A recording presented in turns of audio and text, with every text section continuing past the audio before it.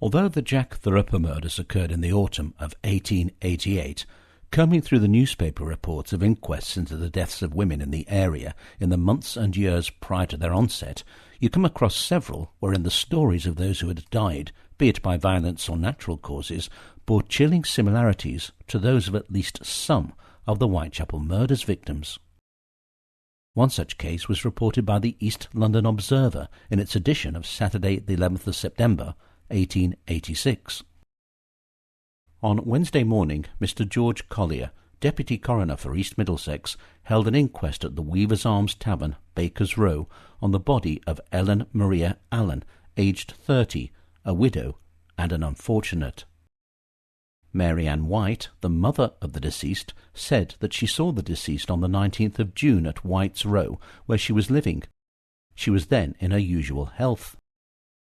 On the 5th of August, the witness saw the deceased in the Whitechapel Infirmary, and she was then very bad. The witness saw her several times up to Wednesday last, but she never complained of having met with any ill usage. She was of very intemperate habits.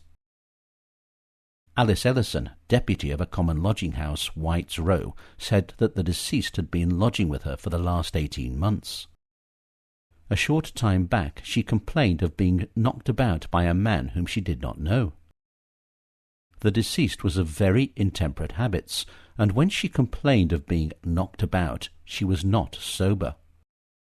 The deceased was admitted to the infirmary on the 10th ult.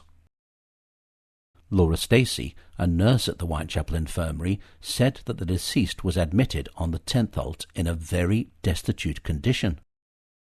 She was also very ill, and she complained of pains in her side, which, she said, were caused by being ill-used. She died on Sunday last.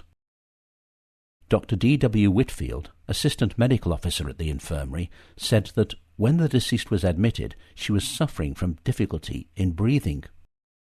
The deceased complained of ill usage. He had made a post-mortem examination and had found that the deceased had pleurisy, which possibly would be brought on by ill usage. The cause of death was disease of the lungs, which might be produced by violence. Her death was accelerated by drink. The jury returned a verdict in accordance with the medical evidence. And so the case of Ellen Maria Allen passed almost unnoticed, with few people mourning her death, and any memory of her or sympathy for her had soon faded. It is intriguing to note that, despite her claims that she had been the victim of ill usage, nothing appears to have been done to ascertain whether she had or not. No police investigation seems to have been launched, and you can't help but notice that the witness testimonies at the inquest into her death were more judgmental of her lifestyle than of the possibility that she had been attacked. White's Row, on which the common lodging-house at which she had been residing for the 18 months prior to her death was located, was the name given at the time to the top stretch of Bucks Row, where, just under 2 years later, Mary Nichols would be murdered on August the 31st, 1888, becoming, according to the common consensus, the first victim of the killer we now know as Jack the Ripper.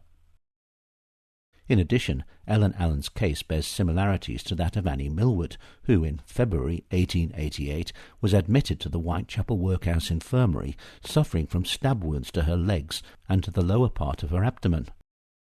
She also stated that she had been attacked by a man whom she did not know.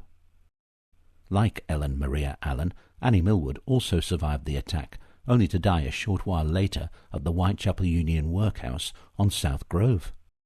At the inquest into her death, the jury returned a verdict of death by natural causes, and no investigation was launched to ascertain whether she had in fact been, as she had claimed, ill-used. It is unlikely that either woman was an early victim of Jack the Ripper, and their stories, if remembered at all today, are little more than footnotes in the annals of East End crime. But they serve to illustrate the awful fact that violence against women was prevalent in the district long before an unknown miscreant launched a series of horrific and brutal murders and drew the attention of society at large to the conditions that many who resided in the area dwelt under, as well as to the dangers that they faced as they fought their daily battles for survival in what was very much the Skid Row of the Victorian metropolis.